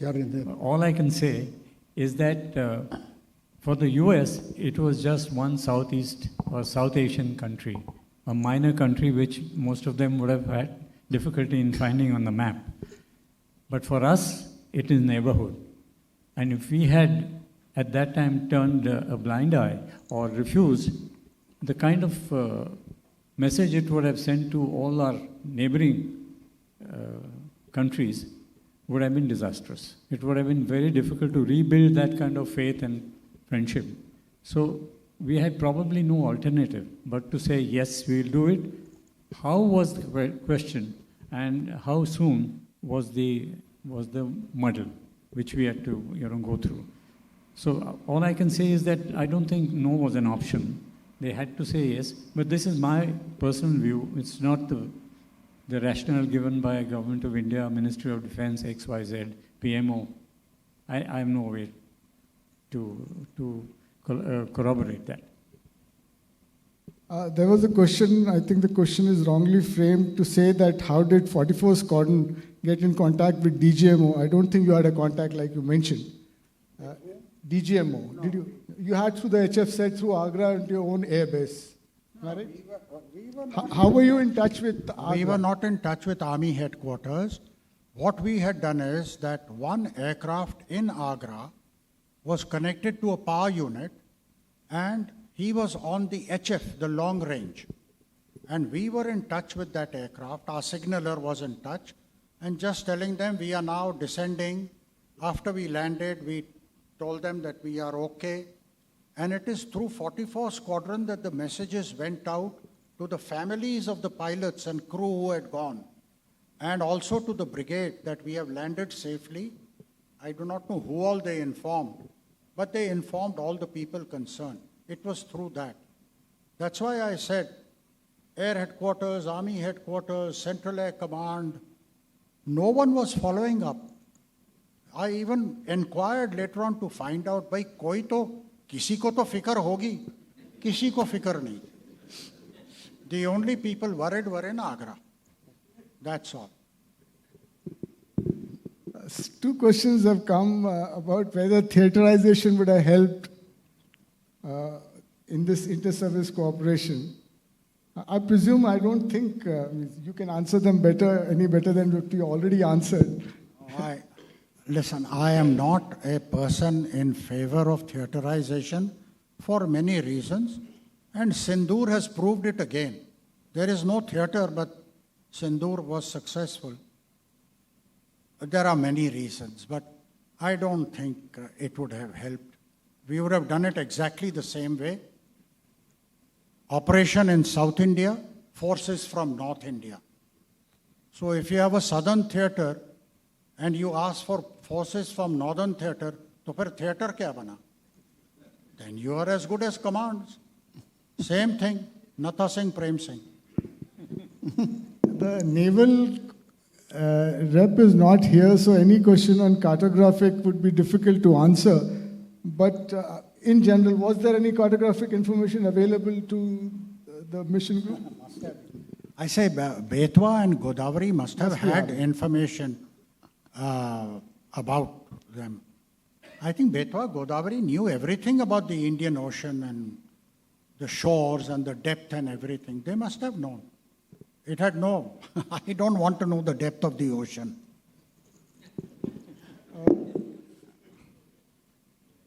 There's a question on intelligence failure. Lack of intelligence probably would be the better word to put. But somebody asked, how did BBC know before everybody else? But I guess everybody in India knew before BBC did. So, there's another question. So before I read that, if I could ask, you mentioned that we could take this question later. What was the role of the fighters, the Mirage squadron, and what were they involved in? See, the story is like this about the Mirages. The CO was in Allahabad for that flight safety conference. His squadron was in Gwalior. His name is Doc Vaidya, Ajit Vaidya. He lives here. He was called out of that conference into the ops room of Allahabad, and a person from Delhi told him, Doc, they used to call him Doc because his name is Vaidya. Doc, take 8 aircraft with weapons and go to Trivandrum. So he said, what for, why, how many, where to? He said, don't ask questions. Go across the railway line in Allahabad. Central Air Command is north of the railway line, and the airfield is south of the railway line. There is an Avro starting up to take you back. So he got into the Avro and came to Gwalior.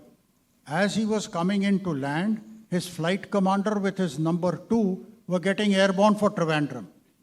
CO पहुंचा भी नहीं है, but they have gone. See, as Joshi said, it was controlled from higher formations. They were controlling the whole operation. तो फिर CO क्यों बनाया?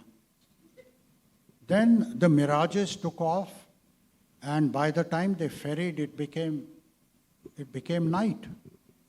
They are not used to it. Fighter pilot all by himself in a cockpit. He doesn't have the luxury of maps which an IL-76 has. So they flew. Those fighter pilots, 8 of them, have shown remarkable airmanship. Remarkable airmanship. Flying at night through thunderstorm from Gwalior to Trivandrum, following the airway which you saw. That is the route they flew with long-range tanks. Hats off, yaar, salute them. Young boys in single-engine aircraft.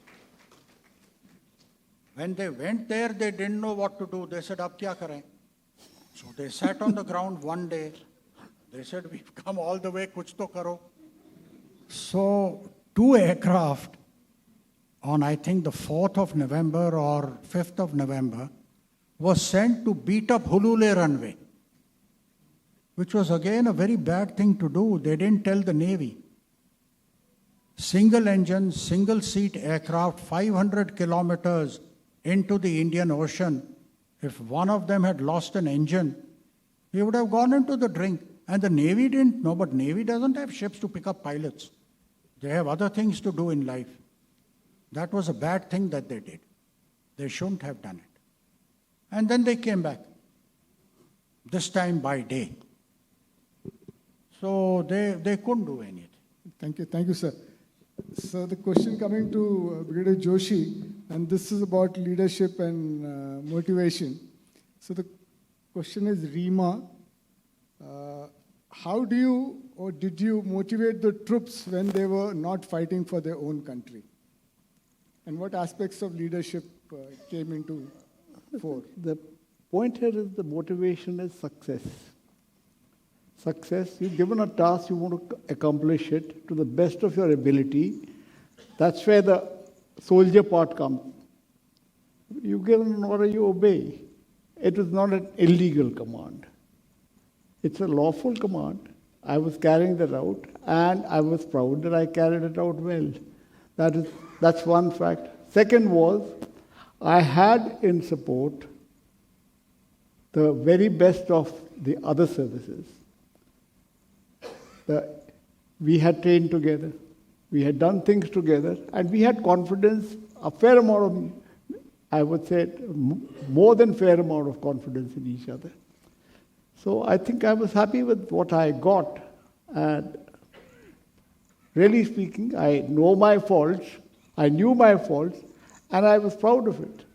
That I knew my fault, and despite that, we applied as we should have on the ground. That's how it is.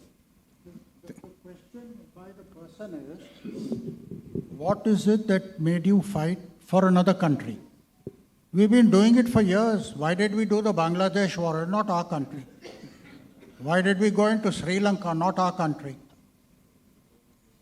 So, the Indian armed forces are, I think we are fighting every alternate war for some other country.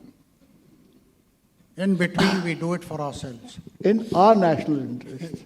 National interest. I agree, sir. Thank you. My last question before I get to General Patankar, coming to General Bewoor from Anjali, Dr. Anjali Dave. In absence of the naval representative here, I'm curious to understand what happened to the hostages of MV Progress Line. I think they were taken to Kochi. For your information, Mrs. Dave, the rebels were taken on board Betwa, and the hostages and those people who were injured went on to Godavari. Some of them by helicopter were brought to India for medical treatment. The others went in Godavari back to Malé, and Betwa brought the rebels there and handed them over to the Maldivian government. That is how they were distributed on 2 different ships.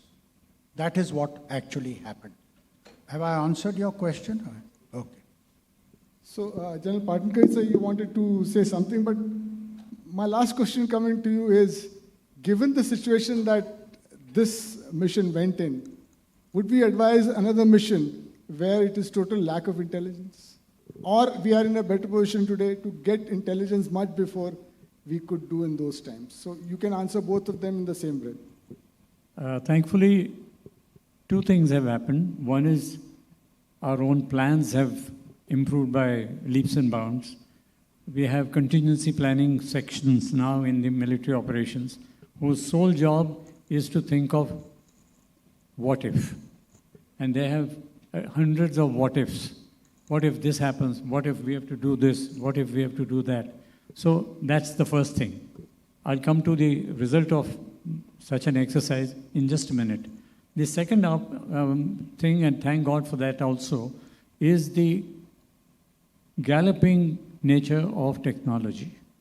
Today we have ability to send our satellites over any, the footprint of our satellites is such that anything within our area of interest or in area of influence, roughly, for those of you who would like to get a geographical idea of what I'm talking about, is, let's say, from the eastern shores of Africa all the way down to, say, South Africa, all the way up to the Pamir Knot, which is in the Hindu Kush, then east, right across up to and beyond Myanmar, and then coming down in that order, all the way down to these Malacca Straits. Actually, even beyond Malacca Straits, I wouldn't like to tell you more details, but way beyond. In fact, I'm not divulging any secrets, but today our fighter aeroplanes with mid-air refueling can go right up to the western coast of Australia. That's the reach.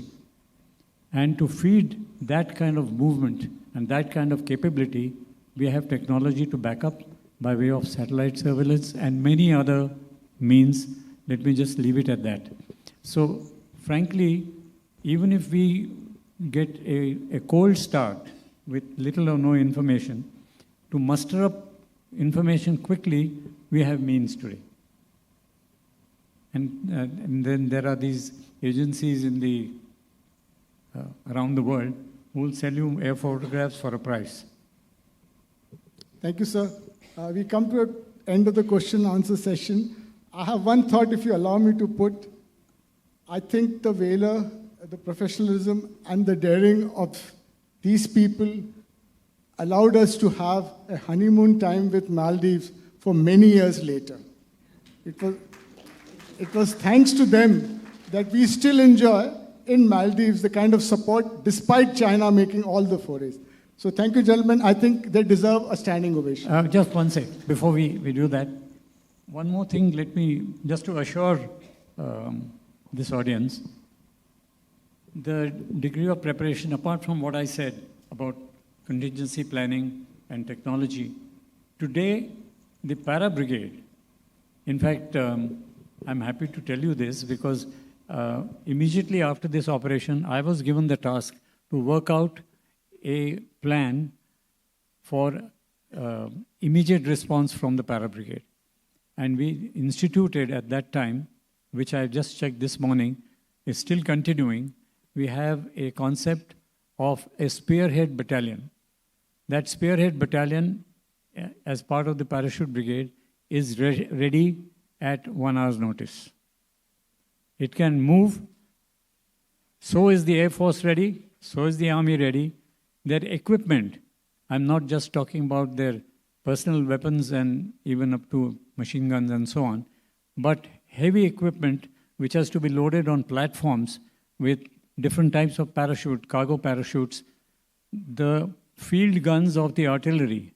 All this is ready, loaded with parachutes on top. All it requires is to move it from where it is to the aeroplane and load it in. All that can happen within a matter of, I won't tell you the duration, but in a very, very short time. Thank you, sir. Ladies and gentlemen, I think they deserve a standing applause.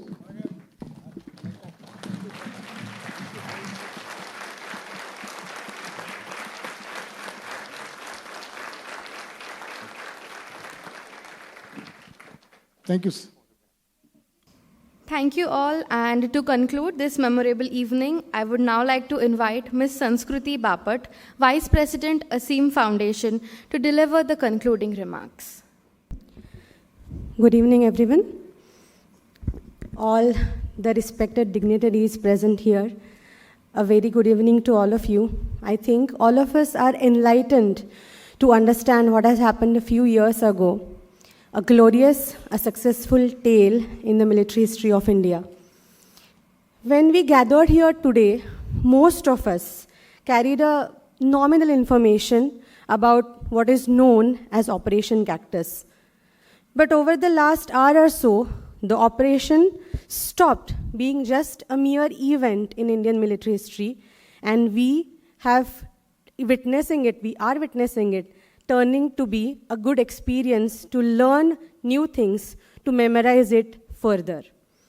We heard that how decisions are taken during the operation times in minutes, how troops are mobilized faster than one can even think about them, how democracy in a friendly nation was protected by our Indian armed forces, not by aggression, but by precision and restraint. Brigadier Joshi, sir, you reminded us that in the moments of crisis, speed is a strategy, speed is the key. Even a 5 minutes of delay, hesitation in taking any decision might change headlines of the newspaper next day. Group Captain Bewoor, sir, you took us through the quiet complexity behind the air mobility. Night operations, uncertain runways, and the solid bond of trust between a pilot, his machine, and the nation standing behind them. Operations succeed because of training, trust, and clarity of purpose. They succeed because of the dedication, determination, and discipline. They succeed because a soldier never asks how much time we have in our hands, but he always asks whether and how we are going to complete the objective. We all are motivated towards that. We all are motivated to bring success to the nation.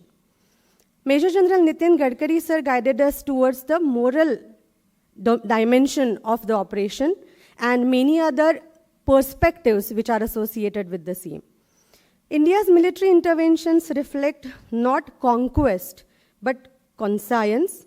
We never have been aggressive aspirators. We usually are the people who protect the democracy in real sense.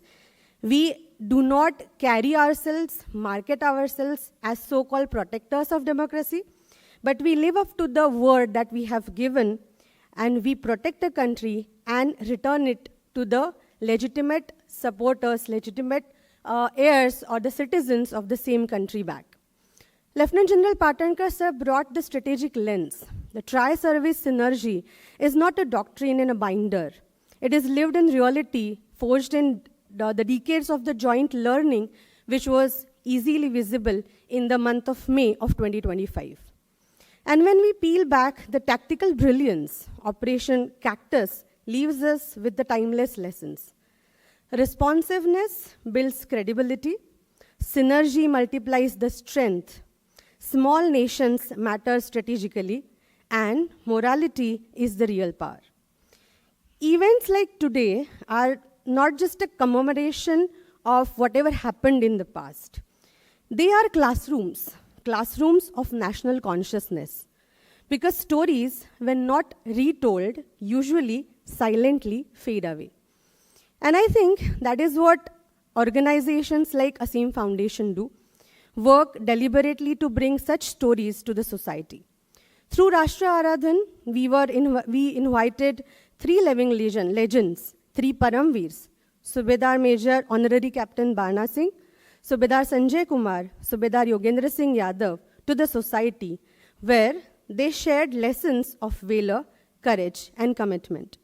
Through the Veer Gatha series, where Shaurya Chakra and Kirti Chakra recipients were interviewed, allowing the young minds to witness the reality of grit, bravery, and tenacity. Through games like Shaurya and Shaurya 2.0, which take military ethics, decision pressure, and dilemmas, along with teamwork to the school campuses, because values are learned through experiences and not just through the speeches. Continuation of storytelling on a different level, in a different format, was a necessary upgradation of the Rashtra Aradhan initiative, getting the awestruck story of 120 Bahadurs, the unimaginable story of Rezangla, into the theater and performance was one such initiative. The Operation Cactus and other similar operations, battles like Rezangla, or the interviews of the real heroes, when put together, build a continuum of the feeling what all call as a nation and what we call as India. As it is rightly said in Parashar Smriti, Kshatriyo hi praja rakshat, shastrapani pradandayat, nirjitya parasainyadi kshitim dharman palayat. The occupational duty of a warrior is to protect the citizens of the country from oppression. He should thus defeat the soldiers of enemy kings and help rule the country according to the principles of righteousness. Thus, we are not celebrating war, but we are celebrating duty without noise, we are celebrating courage without ego, and victory without arrogance. Before we close, allow me to express sincere thanks to Brigadier Joshi sir, Group Captain Bewoor sir, Major General Nitin Gadkari sir, and of course Lieutenant General Patankar sir, for transporting us back into the time and make us understand why, what, and hows of the Operation Cactus. A big thank you to the organizing team for taking ASEAN Foundation's, what we can say, perspective together, because when we are thinking on the similar lines, it is always a good option to come together and portray it in a bigger format. Thank you, every one of you. As we walk out today, let us carry one single realization of the situation. National security is not only defended by uniforms, it is equally upheld by the awareness, respect, and gratitude echoing in the minds of common citizens. Thank you for being part of this journey today. Jai Hind. Thank you, ma'am, for those kind words and for your collaboration. Indeed, we all can agree that today's presentation was filled with inspiration, courage, and different stories. But this is not that we have. In the coming days, we have organized similar sessions. Tomorrow, 2nd of October, there is a book launch on Resilience Decoded, authored by Dr. Sujata Kedkar Shetty.